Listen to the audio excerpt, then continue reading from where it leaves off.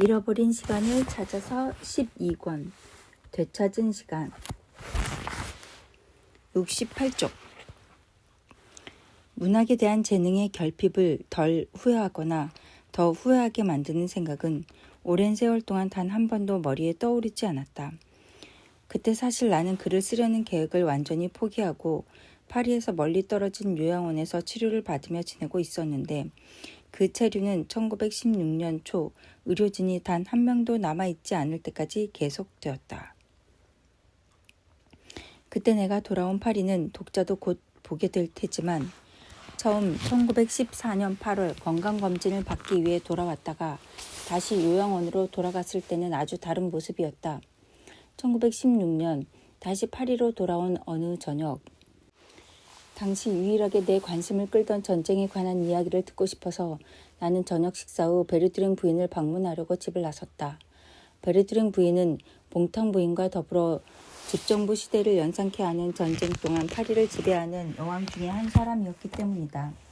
자연 발생으로 보이는 소량의 호모균이 뿌려진 듯 젊은 여인들은 마치 탈리엥 부인과 동시대 여인이 썼을 법한 원통형이 높은 티번을 두르고 애국심의 발로인 듯 짧은 스커트에 어두운 빛깔이 지극히 전투적인 이집트풍의 일자형 투닉을 입었다. 탈마가 신었던 고대 그리스 배우의 반장화를 연상시키는 가죽끈을 맨 반장화를 신거나 또는 우리의 사랑하는 전투병들의 각반을 떠올리는 긴 각반을 찼다. 여인들의 말에 따르면 이는 전투병들의 눈을 즐겁게 해주어야 하므로 헐렁한 옷차림뿐 아니라 비록 군대에서 직접 온 수제는 아니지만 그 장식의 주제가 군대를 환기하는 장신구로 치장해야 한다는 것을 잊지 않았기 때문이라고 했다. 즉 이집트 장신구 대신 이집트 전투를 떠올리는 폭탄 조각이나 75mm 탄약용 벨트로 만든 반지와 팔찌. 한 군인이 자신의 카냐에서 지내는 동안 아주 멋진 룩을 슬개해 빅토리아 왕의 옆 얼굴이 마치 피사넬로에 의해 새겨진 듯 보이는 그런 영국 경전 두 개를 가지고 만든 담배 라이터 같은 장신구가 그것이다. 여인들은 항상 군대를 환기하는 장식 주제에 대해 생각했으므로 가족 중 한 명이 죽어도 자부심이 섞인 장례라는 핑계로 상복을 거의 입지 않았고 영국산 하얀 크레이프 천으로 만든 챙없는 모자 가로 열고 가장 우아한 효과를 자아내고 어느 누구도 반박할 수 없는 결정적인 승리를 확신하는 마음속에서 모두 희망을 허용하는 가로 닫고 그런 챙없는 모자와 프랑스 여성에게는 새삼스레 환기할 필요도 없는 그런 요령과 단정함을 준수하며 예전에 사용하던 캐시미어를 세틴이나 시폰으로 교체하고 진주 목걸이의 착용마저 허용했다. 루브르 박물관을 비롯하여 모든 미술관의 문이 닫혔고 그리하여 신문기사의 첫머리에서 선풍적인 인기를 끄는 전시회라는 글을 읽을 때면 사람들은 그것이 미술 전시회가 아닌 파리 여성들이 오랫동안 박탈당한 예술의 섬세한 기쁨을 위해 마련된 의상 전시회임을 확신할 수 있었다. 이렇게 해서 멋과 즐거움이 다시 시작되었다. 다른 예술이 부재하는 탓에 멋의 세계는 마치 1793년에 예술가들이 혁명 미술 전시회의 작품을 전시하면서 유럽의 동맹군이 자유의 영토를 공격할 때 예술에 몰두하는 것이 엄격한 공화파에게는 기이하게 보일지 모르지만 이는 잘못된 일이다 라고 선언했던 것처럼 스스로를 정당화하려고 했었다. 1916년의 의상 디자인들이 바로 그런 일을 수행했으며 게다가 예술가로서의 자부심을 의식한 듯 그들은 다음과 같이 고백했다. 새로움을 찾고 진부함을 피하며 개성을 강조하고 승리를 준비하며 전후 세대를 위한 아름다움의 새로운 표현을 도출하고 바로 이것이 그들을 고뇌하게 하는 야망이며 그들이 추구하는 꿈이다. 그러므로 거리에 매우 우아하게 자리 잡은 살롱을 방문하는 사람들이라면 쉽게 이해할 수 있듯이 현 상황이 강요하는 신중함을 고려하면서도 시대의 무거운 슬픔을 빛나는 밝은 색조로 지우는 것이 시대의 강령처럼 보인다. 시대의 슬픔은 사실 우리가 깊이 생각할 용기와 인내심을 훌륭한 사례가 없었다면 여성의 길을 짓눌렀을지도 모른다.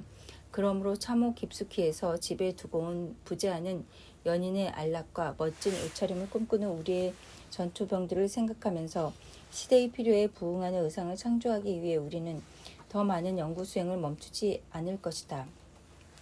유행은 이해할 수 있는 일이긴 하지만 현재 영국의 의상실, 따라서 우리 동맹국의 의상실이 주도하고 있으며 또 사람들은 금년 튜브 드레스에 열광하고 있는데 자연스럽게 흘러내리는 모양이 모든 여인에게 보기 드문 품위를 부여한다는 멋진 특징을 갖고 있다.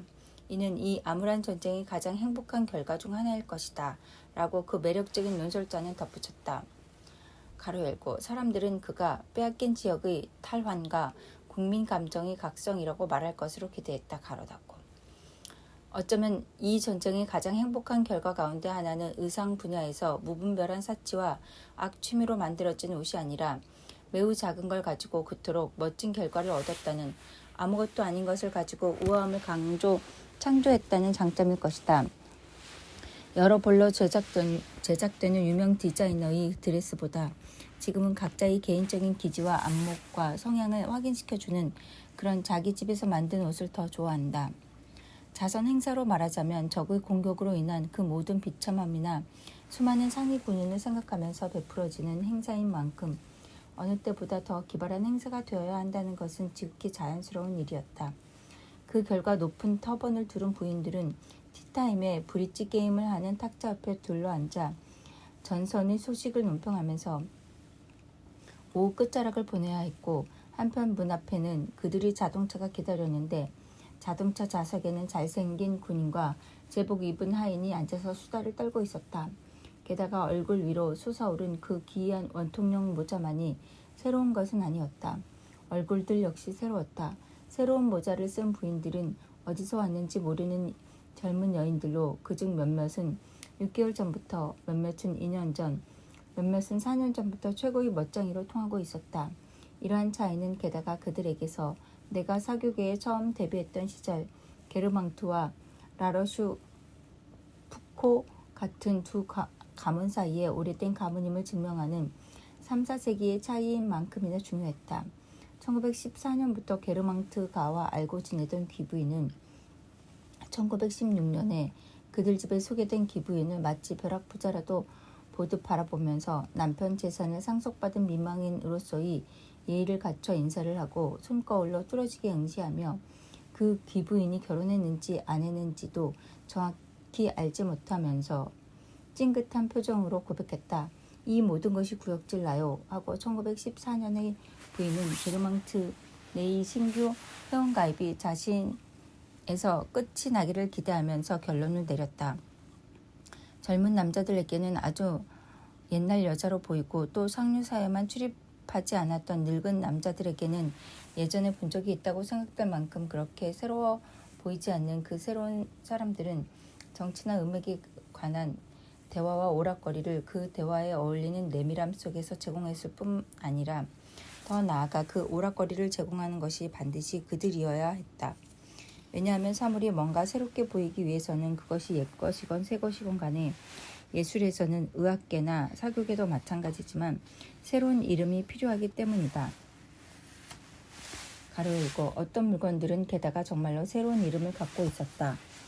이렇게 해서 베르드링네 부인은 전쟁 중에 베네치아를 방문했고, 그때 그녀가 멋지다고 말하면서 찬미한 것은 마치 슬픔이나 감정에 대해 얘기하기를 일부러 피하는 사람들처럼 그토록 나를 기쁘게 해주던 베네치아나 산마르코 성당, 궁정도 아님, 그녀가 별로 소중하게 여기지 않는 하늘에 쏘아 올린 탐조 등의 효과였으며, 그 탐조 등에 대해 그녀는 숫자로 보강된 지식을 늘어놓았다. 이렇게 해서 시대에서 시대로 그때까지 찬미하던 예술의 반동작용에 의해 어떤 유행의 리얼리즘이 다시 태어난다. 가로 닫고. 생테베르트 부인의 살롱은 빛바랜 상표 같은 것으로 가장 위대한 예술가나 영향력 많은 장관이 참석한다고 해도 누구 하나 유인하지 못했을 것이다. 이와 반대로 예술가의 비서나 장관 비서실 차장의 단 한마디 말을 듣기 위해 사람들은 터번을 두른 새로운 귀부인들, 그 수다스러운 말의 공격이 날개 날린 듯 퍼지면서 파리를 가득 채우게 될 그 새로운 귀부인들의 살롱으로 달려갔다. 제1집정부 시대의 귀부인들에게는 젊고 아름다운 탈리행 부인으로 불리는 여왕이 있었다. 제2집정부 시대의 귀부인들에게는 베르드랭 부인과 봉탕 부인으로 불리는 두 명의 늙고 추한 여왕이 있었다. 남편이 드레푸스 사건에서 어떤 역할을 했다고 해서 에코드 파리가 신랄하게 비난했던 봉탕 부인을 이제 과연 어느 누가 용서하지 않을 수 있단 말인가. 프랑스 의회는 어느 시기에 이르자 모두 재심파가 장악했고 사회 질서와 종교의 관용 그리고 군대 양성을 내세우는 정당은 필연적으로 옛 재심파나 옛 사회주의자들 가운데서 당원을 모집할 수밖에 없었다. 과거에 봉탕씨를 증오했던 이유는 애국심 없는 사람이 드레푸스파란 이름으로 불렸기 때문이다. 그런데 이제 그 이름은 잊히고 3년제 병역법 반대자란 이름으로 교체되었다. 그런데 봉탕씨는 반대로 그 법령을 만든 사람 중에 하나였고 따라서 애국자였다. 사교계에서의 게다가 이런 사회현상은 보다 일반적인 심리학 법칙의 적용에 지나지 않았지만 사교계에서의 새로움은 비난받을 만하든 그렇지 않든 우리 마음을 안심시키는 요소들에 의해 동화되고 둘러싸이기 전까지는 혐오감을 불러일으키는 법이다.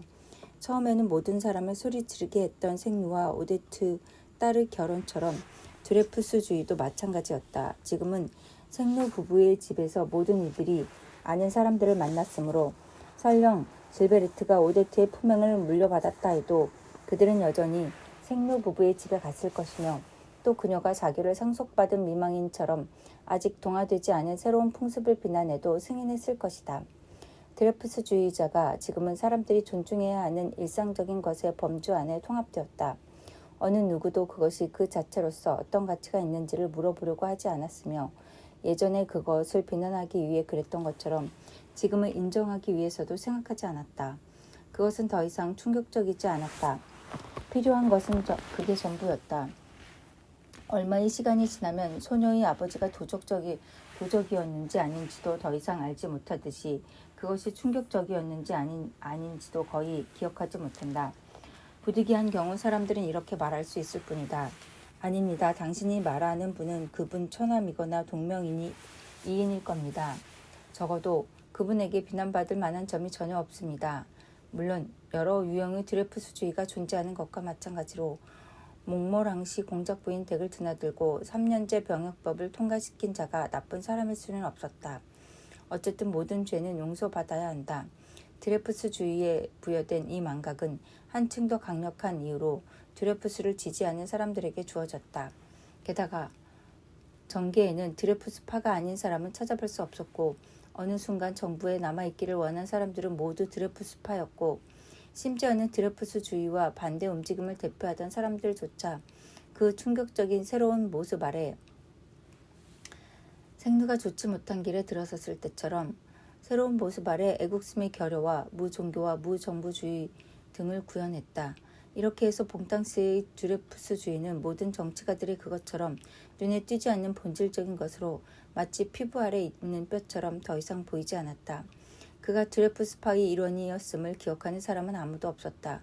사교계 인사들은 방심하고 건망증이 심했으며 또 그 일로부터 오랜 시간이 흘렀고 그 기간이 더 오래되었다고 믿는 척했으니까. 왜냐하면 전쟁 전의 시기가 지질학적인 시대처럼 많은 지속을 나타내는 어떤 심오학적인 것에 의해 전쟁과 분리되었다고 믿는 견해가 당시 가장 유행하는 견해 중 하나였기 때문이다. 그리하여 민족주의자인 브리쇼 자신이 드레푸스 사건을 암시할 때면 그 선사시대에는 이라고 말했다. 가로 열고 사실 전쟁으로 인한 이런 심오한 변화는 적어도 어떤 단계로부터는 그 일에 관계된 정신의 가치와 반비례했다. 맨 밑에는 전쟁이 발발해도 개의치 않는 순전히 바보들이거나 방탕한 자들이 있었다. 맨 위에는 내적이고 주변적인 삶을 살면서 사건의 중대성을 거의 고려하지 않는 사람들이 있었다. 그들에게서 사유 순서의 깊은 변화를 일으키는 것은 뭔가 그 자체로는 전혀 중요하지 않지만 시간의 순서를 전복시켜 그들 삶의 다른 시대와 같은 시대를 사는 사람으로 만든다는 것이었다. 우리는 실제로 그 시대가 영감을 준 문장의 아름다움을 통해 그 사실을 이해할 수 있다. 다시 말해 몽부아시에 공원에서 들은 새들의 노랫소리나 물풀의 나무의 향기를 머금은 미풍은 물론 프랑스 대혁명이나 제1제정 같은 위대한 시기에 비해 전혀 중요하지 않은 사건들이다. 그렇지만 그 사건들은 샤토브리앙이 무덤 너머의 회고록에서 무한한 가치를 가진 문장을 쓰는데 영감을 주었다. 드레푸스 지지판이 드레푸스 반대판이 하는 말은 이제 아무 의미도 없다고. 전에 그 말을 듣기만 해도 경악을 금치 못했던 사람들은 말했는데 아마 몇 세기 후에는 아니 어쩌면 그보다 조금 더 일찍 보슈라는 말 또한 샹퀼로트나 올빼미 또는 블레처럼 그저 호기심을 자아내는 가치밖에 갖지 못할 것이다. 가로 닫고. 몽탕시는 독일이 중세 때처럼 여러 나라로 분할되고 호헨촐레른 가문의 몰락이 선포되고 비렐름의 살갗 속에 12개의 총알이 박힐 때까지는 평화에 대한 어떤 말도 들으려 하지 않았다. 한마디로 그는 브리쇼가 철저한 항전주의자라고 부르는 사람이었고 그 호칭은 사람들이 그에게 줄 수 있는 시민정신의 최고 보증서였다. 처음 사흘 동안 봉탕 부인은 베르드랭 부인에게 자신을 소개해달라고 청하는 사람들 사이에서 조금은 낯설게 느꼈으며 또 완전히 무지한 탓에 오송빌이라는 이름을 어떤 자기와도 연결시키지 못했는지 아니면 반대로 지나치게 지식이 많은 탓에 그것을 할리먼의 공작단과 연관시켜 그 회원 중 하나라고 생각했는지 당신이 방금 소개하신 분이 오송빌 공작이죠? 라고 말했다. 이런 봉탕 부인에게 베르드랭 부인은 조금은 날카로운 어조로 백작이랍니다. 친애하는 부인이라고 대답했다. 나흘째 되는 날부터 봉탕 부인은 포브르 생제르맹에 단단히 뿌리를 내리기 시작했다. 이따금 그녀 주위에는 아직 그들이 알지 못하는 세계의 낯선 조각들이 보였고 그 조각들을 봐도 봉탕 부인이 깨고 나온 알을 아는 사람들은 병아리 주위의 껍질 조각을 보듯 놀라지 않았다. 그러나 보름이 되는 날부터 부인은 그 모든 것을 떨쳐버렸고 또 한 달이 채 되기 전에 전래비 댁이 가요 라고 말했다. 모두 그녀가 정확히 말하지 않아도 그것이 레비미르푸아 댁임을 이해했다. 그리고 그날 저녁 공식 발표가 어떤 것이며 거기에 제외된 소식은 무엇이며 그리스와의 관계는 어떠하며 그들이 어떤 종류의 공격을 준비하고 있는지 한마디로 말해 일반 대중이 다음 날이나 나중에 알게 될 것을 마치 패션쇼의 리허설처럼 봉탕 부인이나 베르드랭 부인과의 전화통화를 통해 다른 사람들보다 먼저 그 소식을 듣지 않고는 어떤 공작 부인도 잠자리에 들지 못했다. 베르드랭 부인이 대화 중에 그런 소식을 알릴 때면 부인은 프랑스에 대해 우리라고 말했다. 그런데 그건 다음과 같아요. 우리는 그리스 왕에게 펠로폰네소스에서 철수할 것을 요구한다 등등. 우리는 그에게 파견한다 등등. 또 베르드랭 부인의 모든 이야기에는 GQG라는 단어가 끊임없이 반복되었다. GQG에 전화했어요. 이런 약칭을 발음하면서 그녀는 예전에 아그리장트 대공과 교류가 없던 여인들이 그에 대해 이야기하면 자신이 잘 안다는 걸 보여주기 위해 미소를 지으면서 그리 말이에요? 라고 물으면서 느꼈던 것과 동일한 기쁨을 느꼈다. 지금보다 덜 불안하던 시기에는 사교계 인사들만이 알던 기쁨이었지만 이런 커다란 위기의 시기에는 일반 서민도 아는 기쁨이었다. 우리 집사는 이를테면 누군가가 그리스 왕 얘기를 하면 신문을 읽은 덕분에 비렐름 2세가 그리스 왕을 부르듯이 티노 말이에요 라고 말할 수 있었는데 지금까지는 왕들과의 친숙함이 보통 수준이었으므로 과거의 스페인 왕을 부를 때처럼 그리스 왕도 포퐁스라고 불렀었다. 게다가 사람들은 베르드랭 부인에게 접근하는 찬란한 인사들의 수가 증가하면 할수록 소위 그녀가 따분한 자라고 부르는 사람들의 수가 감소했다는 걸 관찰할 수 있었다. 그녀를 방문하고 그녀에게 초대받기 원하는 모든 따분한 자들은 일종의 마술적인 변신으로 돌연 유쾌하고 지적인 사람들이 되었다. 간단히 말해 1년 후에는 이 따분한 자들의 수가 지나치게 높은 비율로 감소했으므로 베르드랭 부인의 대화에서 그토록 큰 자리를 차지하고 또 그녀 삶에서 그토록 큰 역할을 했던 따분함에 대한 참을 수 없는 두려움은 거의 완전히 사라졌다.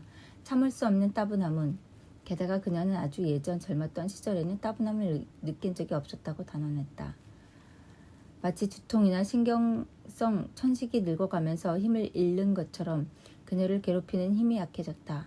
따분함에 대한 두려움은 베르드랭 부인이 더 이상 따분하지 않게 된 자들을 예전 신도들 중에 모집한 다른 이들로 얼마간 대체하지 못했다면 따분한 자가 부족한 탓에 완전히 베르드랭 부인 곁을 떠났을 것이다. 요컨대 현재 베르드랭 부인의 살롱을 드나드는 공작 부인들의 이야기를 끝내자면 그들이 그곳에 찾으러 온 것은 물론 그들 자신은 짐작하지 못했지만 예전에 드레푸스파가 찾으러 왔던 것과 정확히 같은 것이었다. 다시 말해 정치적인 호기심을 충족시키고 신문에서 읽은 사건들에 관해 비슷한 의견을 가진 사람들끼리 모여 함께 논평하고 싶은 욕구를 채워주도록 구성된 그런 사교적인 기쁨을 음미하는 것이었다. 베르드랭 부인은 마치 예전에 드레푸스 사건에 관한 얘기를 하러 오세요 라고 그리고 그 중간에는 모렐의 연주를 들으러 오세요 라고 말했듯이 지금은 전쟁 얘기를 하러 5시에 오세요 라고 말했다. 그런데 모렐은 아직 제대하지 않았다는 이유로 그곳에 갈 수 없었다. 단지 군대에 복귀하지 않아서 탈영병이 되었지만 그런 사실을 아는 사람은 아무도 없었다. 모든 것은 너무도 유사해서 보수적인 사람, 반체제적인 사람이라는 오래된 말이 자연스럽게 다시 돌아왔다. 그것은 다른 것처럼 보이지만 과거의 코민파가 반재신파였듯이 가장 강력한 드레푸스파가 지금은 모든 사람들을 총살하려고 했으며 또 드레푸스 사건 때는 갈리페 국방장관에게 반대했던 장군들처럼 이런 장군들의 지지를 받았다. 베르드랭 부인은 그 모임에 자선 사업으로 이름을 알린 조금은 새로운 귀부인들을 초대했고 그들은 처음에는 화려한 옷차림에 커다란 진주 목걸이를 하고 나타났지만 그들처럼 아름다운 목걸이를 하고 지나치게 과시하던 오데트가 지금은 포브르 생 제르맹의 귀부인들을 흉내내면서 전시복 차림으로 그들을 분엄한 눈길로 바라보았다. 그러나 여인들은 적응할 줄 안다.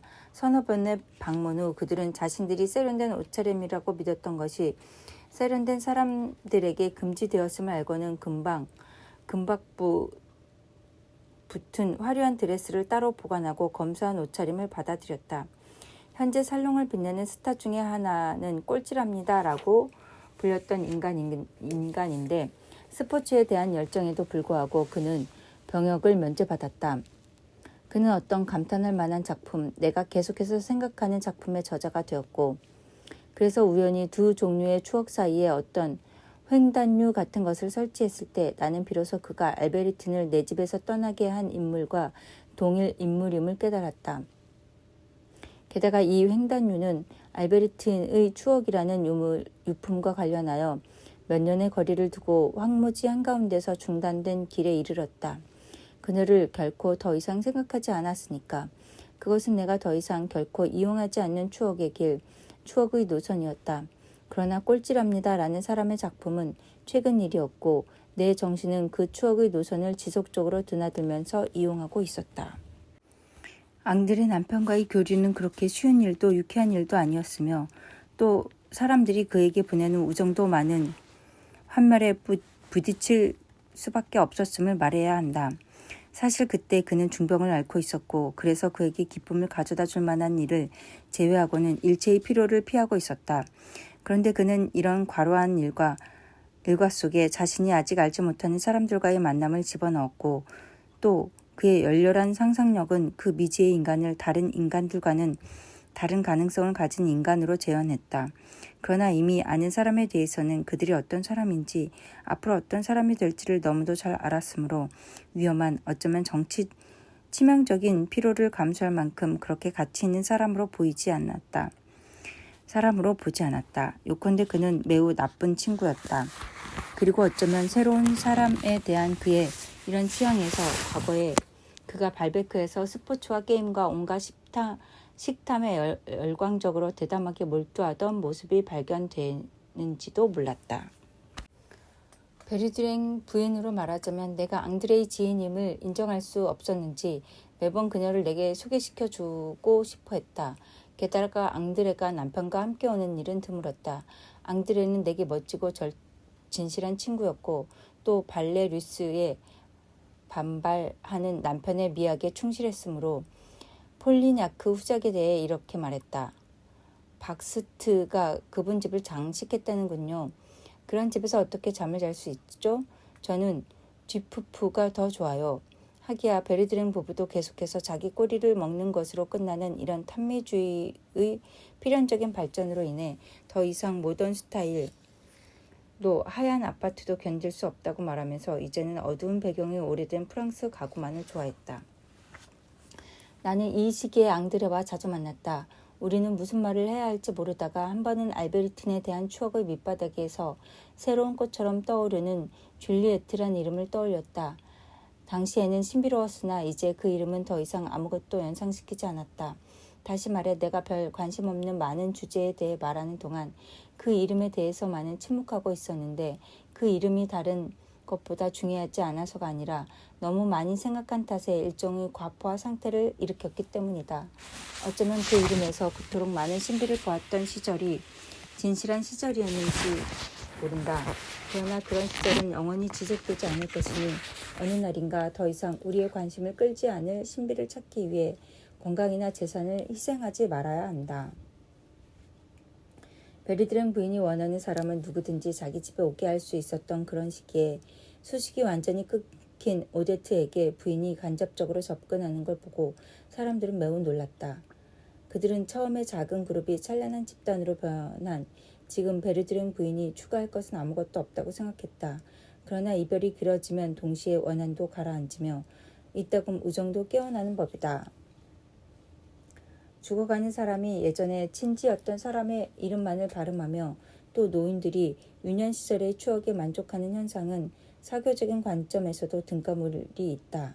오데트를 자신의 살롱으로 복귀시키려는 계획을 성공시키기 위해 베르드랭 부인은 물론 과격파를 이용하지 않고 이 살롱 저 살롱에서 양다리를 걸치는 보다 덜 충실한 단골 손님들을 이용했다.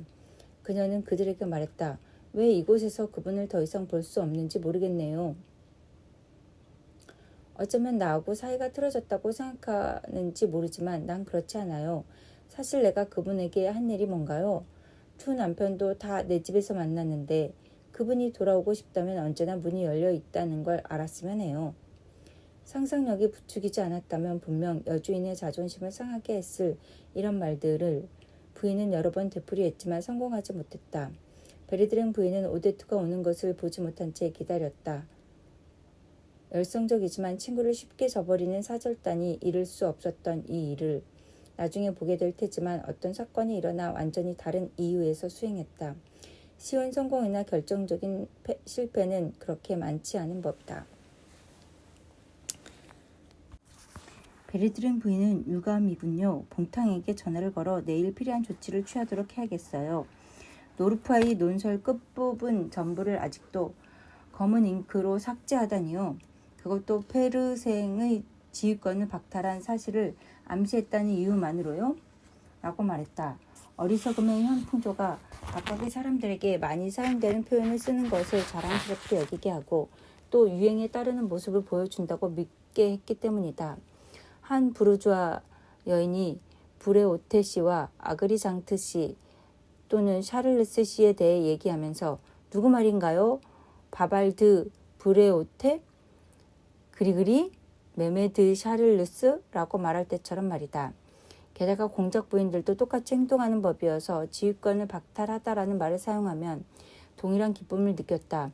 왜냐하면 공작 부인들에게서 조금은 시인이라 할 수 있는 평민들에게서 다른 것은 이름이며 부인들은 그들이 속한 정신적 범주에 따라 자신의 생각을 표현한다고 믿지만 거기에는 엄청나게 많은 부르주아적인 요소가 들어있기 때문이다. 정신적인 계층은 출생을 고려하지 않는다. 그렇지만 베르드랭 부인이 온갖 전화를 거는 데에 장애물이 없었던 것은 아니다. 우리가 잠시 잊어버리고 말하지 않았지만 베르드랭 샬롱이 정신이나 진리란 측면에서 계속 존재했다면 그 장소는 일시적으로 파리에서 가장 큰 호텔 중의 하나로 이동했다.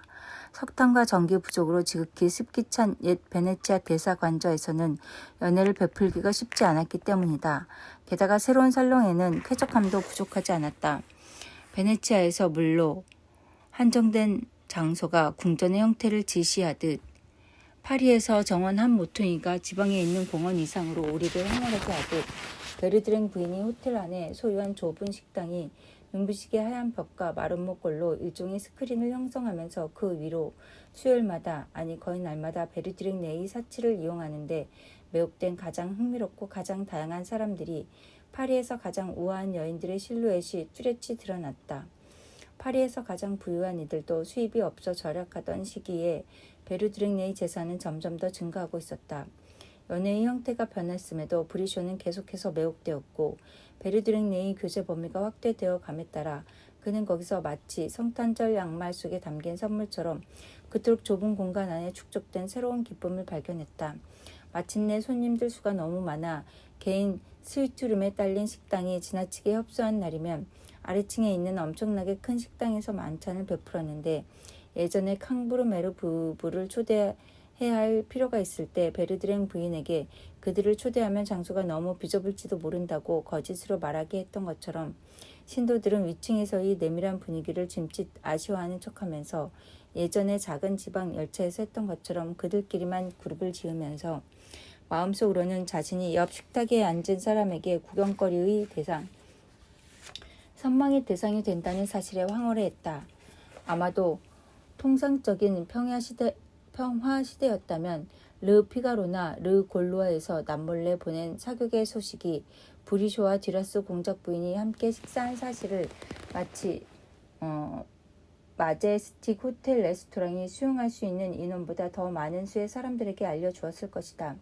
하지만 전쟁이 시작된 직후부터는 잡보 담당 신문기자가 이런 류의 소식을 삭제했으므로 가로 열고, 비록 장례식이나 군대의 표창장 수여 또는 프랑스와 미국의 연애 소식으로 만회하긴 했지만 가로 닫고, 광고를 하려면 유아기와 초기 구텐베르크 발명 이전 시기에 어울리는 유치하고도 제한적인 수단을 이용해야만 했다. 다시 말해 베르드랭 부인의 식탁에 앉아있는 모습을 직접 사람들에게 보여주어야 하는 것이다. 만찬이 끝나면 사람들은 모두 여주인의 거실로 올라갔고 이어 전화 걸기가 시작되었다. 그런데 이 시기에 대부분의 큰 호텔에서는 스파이들이 가득했는데, 그들은 봉탕이 부주의하게도 전화로 말한 소식을 기록했지만 그 소식은 운 좋게도 확실한 정보 부족으로 언제나 다음에 일어나는 사건에 의해 반박되었다. 오후 티타임이 끝나기 전에 해가 질 무렵 아직도 환한 하늘에는 멀리서 작은 갈색 얼룩 같은 것이 보였는데, 푸른색이 감도는 저녁에 보았다면 작은 벌레나 새로 착각할 만한 것이었다. 이렇게 멀리서 산을 보면 구름으로 생각할 수도 있다. 그러나 그 구름이 거대하고 고칠 상태이며 단단하다는 사실에 우리는 감동한다. 이렇게 나는 여름 하늘 속의 그 갈색 얼룩이 작은 벌레도 새도 아닌 파리를 지키는 인간들이 탄 비행기임을 알고 감동했다. 가로 열고, 알베르틴과 마지막 산책을 하는 동안 베르사유 근방에서 보았던 비행기의 추억은 이런 감동과는 아무 상관이 없었다. 그 산책의 추억이 나의 관심에서 멀어졌기 때문이다. 가로 닫고. 저녁 식사 시간이 되면 식당은 사람들로 붐볐다. 그래서 엿새 동안 지속적인 죽음의 위험에서 벗어났다가 다시 참으로 떠날 준비를 하는 가엾은 휴가병이 환히 불 켜진 유리 창문 앞에서 잠시 눈길을 멈추는 걸 보면서 나는 마치 발베크의 호텔에서 어부들이 우리가 저녁 식사하는 모습을 바라볼 때처럼 마음이 아팠지만, 병사의 비참함은 모든 종류의 비참함을 결합하는 것이기에 가난한 자의 비참함보다 더 크며 더 많이 체념했으므로 더 감동적이고 더 고귀하며, 또 병사가 전선으로 다시 떠날 준비를 하면서 후방부대 근무병들이 식탁을 차지하려고 서로를 떠밀며 소란 피우는 모습을 보고 이곳은 전쟁 중이 아닌 것 같군 이라고 말하면서 증오하는 마음 없이 철학자처럼 고개를 끄덕거릴 것임을 알기에 더 괴로웠다. 그러다 9시 30분이 되면 어느 누구도 아직 식사를 끝낼 생각을 하지 않는 시각에 경찰의 명령으로 돌연 모든 불이 꺼졌고 후방부대 근무병들이 제복 입은 식당 종업원들로부터 외투를 빼앗는 새로운 소동이 벌어졌다. 생류의 휴가 기간 중 어느 날 저녁, 내가 그와 함께 저녁 식사를 했던 식당에서도 새로운 소동이 9시 35분이 되자 환등을 비추는 방이나 식사를 마친 남자나 여자 손님들이 달려가는 영화 관람실의 신비로운 미강 속에 벌어졌다. 그러나 이런 시각이 지나면 내가 지금 얘기하는 저녁에 나처럼 자기 집에서 저녁 식사를 하고 친구를 만나기 위해 외출하는 사람들에게서의 파리는 적어도 그 몇몇 구역은 내가 유년 시절을 보낸 콩브레보다 훨씬 어두웠다. 우리가 하는 방문도 마치 시골 이웃을 방문하는 것 같은 모습을 띠었다.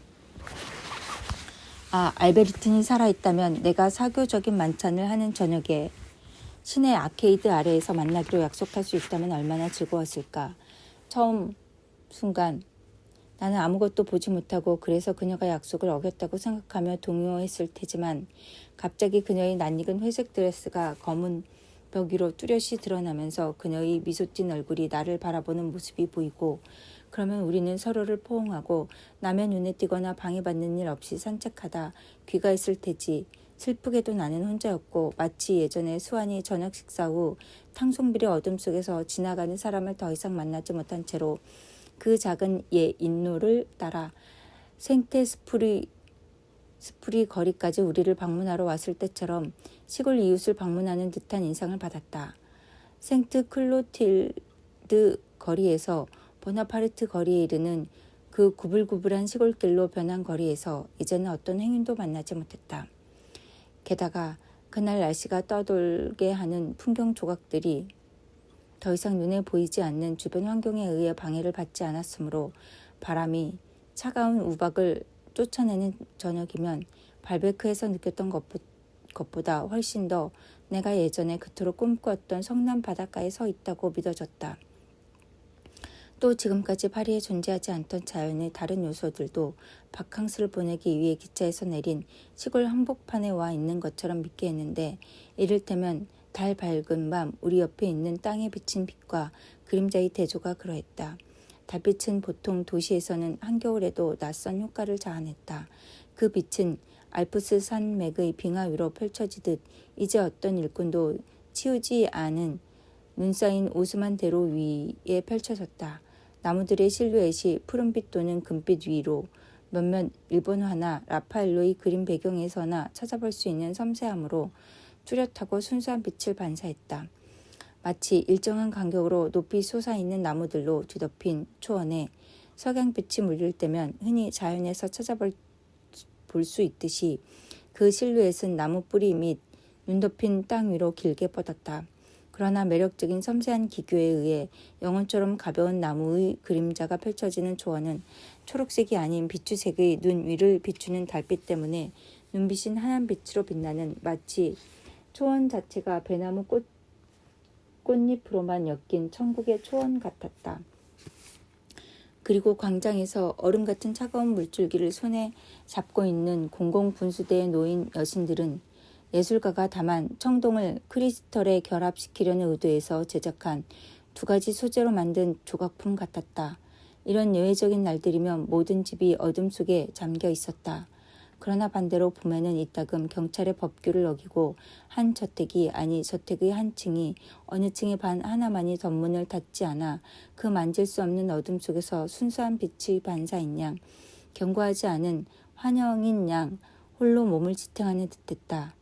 그리고 눈을 높이 들어 금빛 미강 속에서 분간하는 여인은 우리가 길을 잃은 그 밤에 또